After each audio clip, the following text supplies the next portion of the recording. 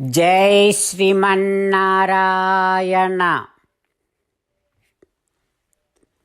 శ్రీమద్భగవద్గీత 3వ అధ్యాయము కర్మయోగము 26వ శ్లోకము. నబుద్ధిభేదం జనయేత్ అజ్ఞానాం కర్మసంగినాం జోషయేత్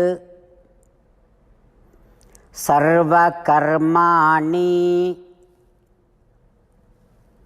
విద్వాన్ యుక్తః సమాచరన్. ఓం.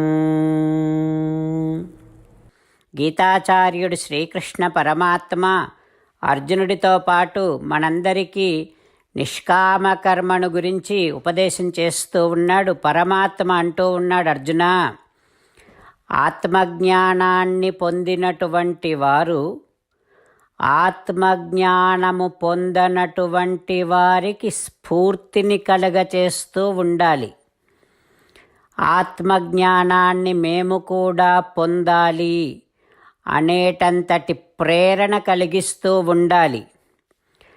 అంటే ఆత్మజ్ఞానం పొందడానికి నిష్కామకర్మ చేయాలి కనుక, పనులు చేస్తూ ఉండాలి కనుక, ఆత్మజ్ఞానము పొందినటువంటి వారు పనులు చేస్తేనే, పొందనటువంటి వారు పనులలో నిమగ్నమైపోతారు, కర్మయోగం చేస్తారు, నిష్కామకర్మ ద్వారా ఆత్మజ్ఞానాన్ని పొందుతారు. ఆ రకంగా ఆత్మజ్ఞానము పొందటం అనేటటువంటి విషయములో ప్రేమను కలిగించాలి.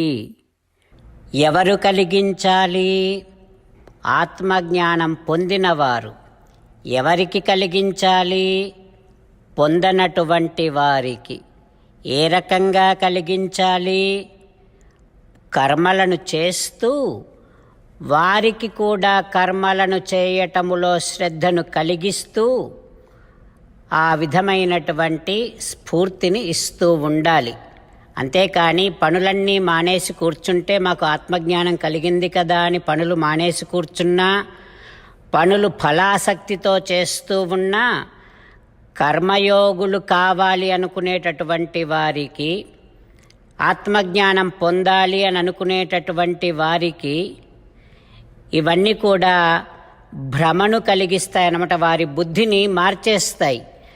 వీరంతా కూడా పనులు మానేశారు, ఇంకా మేమెందుకు చేయాలి అని అనిపిస్తుంది. లేదు, వీరు కూడా కోరికలతోనే చేస్తున్నారు కదా, మనం ఎందుకు చేయకూడదు అని అనిపిస్తుంది. ఆ రకంగా వారి బుద్ధిని మార్చేటట్టుగా, వారు మనస్సుని మార్చుకునేటట్టుగా ప్రవర్తించకూడదు. ఉన్నతమైనటువంటి స్థానంలో ఉన్నటువంటి వారు, ఆత్మజ్ఞానాన్ని పొందినటువంటి వారు, కర్మయోగులైనటువంటి వారు అంటూ భగవానుడు సమాజములో ఉన్నత స్థానములో ఉన్నటువంటి వారికి బాధ్యత ఎక్కువగా ఉంటుంది. ఎందుకంటే సామాన్యులు వారిని అనుసరిస్తూ ఉంటారు కనుక వారిని సన్మార్గములో, కర్మలను చేసేటటువంటి మార్గములో ప్రవర్తింపచేయవలసిన బాధ్యత ఉంటుంది అని భగవానుడు అందరికీ జ్ఞాపకం చేస్తూ ఉన్నాడు. ఆ పరమాత్మ ఉపదేశాన్ని మనసారా భావన చేస్తూ భగవానుడు పలికినటువంటి పలుకులను అదేవిధంగా పలికే ప్రయత్నం చేద్దాం.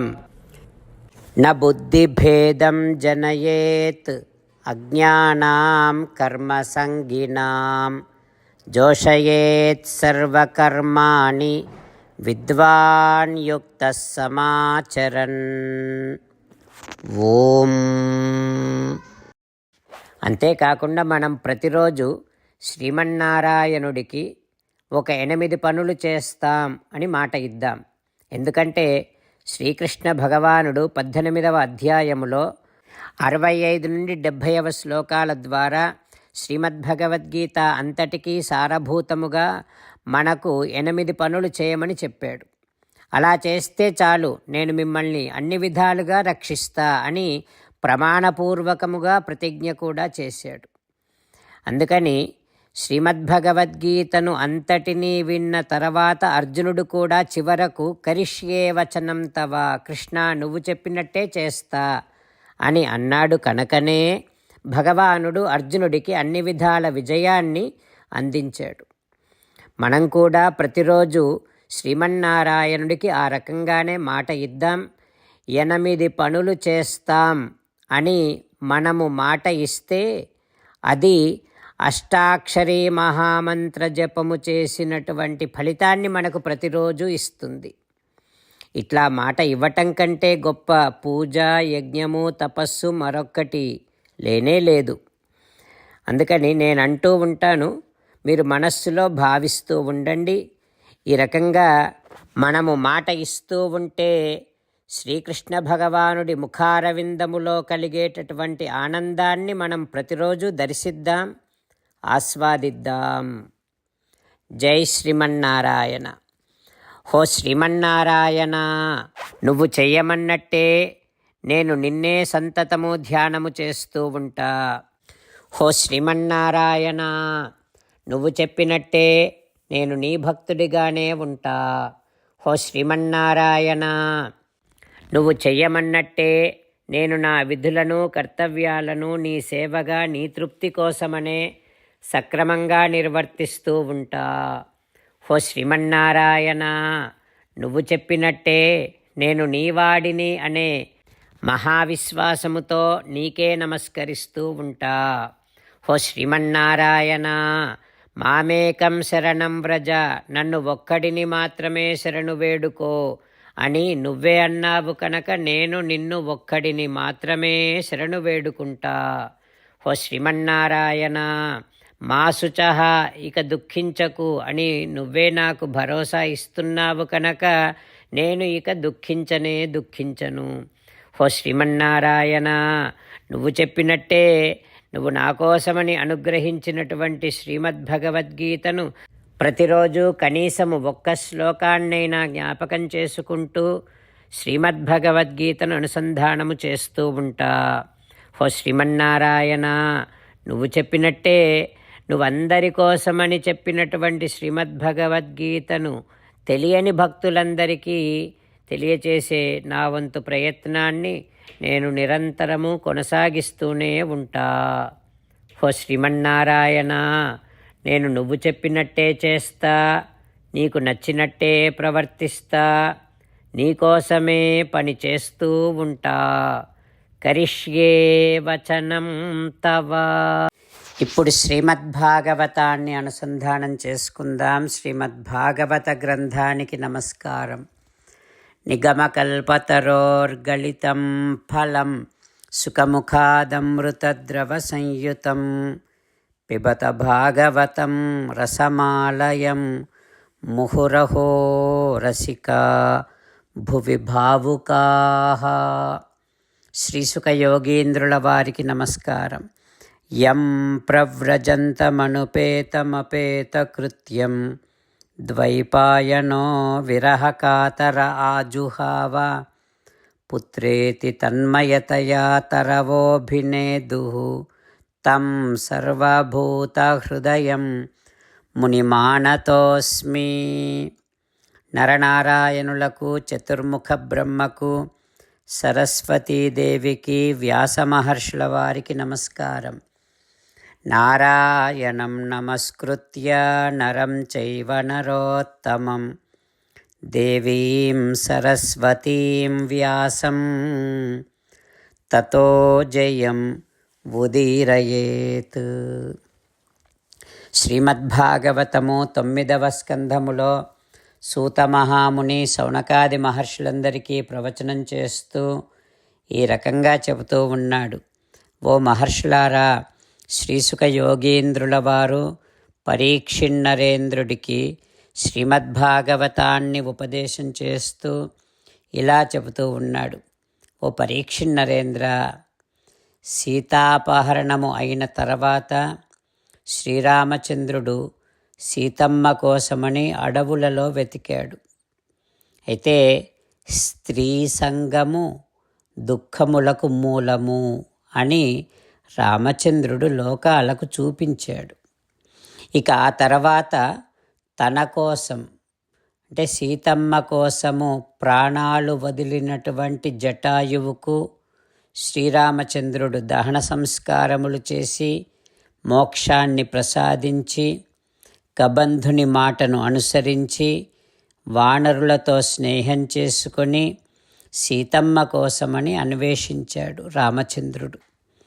మనుజః అజ భవ అర్చితాంఘ్రి, సాక్షాత్తుగా బ్రహ్మరుద్రాదుల చేత పూజింపబడేటటువంటి శ్రీపాద పద్మములు కలిగిన శ్రీరామచంద్రుడు తన మానవత్వాన్ని నిరూపించుకోవటం కోసం వానరులతో కలిసి సీతాన్వేషణ చేస్తూ అడవుల్లో నడిచి సముద్ర తీరాన్ని చేరుకున్నాడు. అక్కడ శ్రీరామచంద్రుడు 3 రోజుల పాటు ఉపవాసము చేసి సముద్రుని రాక కోసమని ఎదురుచూశాడు. అయినా సరే సముద్రుడు రాకపోవటం వలన ఒక్కసారిగా తన కోపాన్ని చూపించాడు. ఆ కోపం వలన సముద్రములోని జంతువులన్నీ భయముతో వణికిపోయాయి.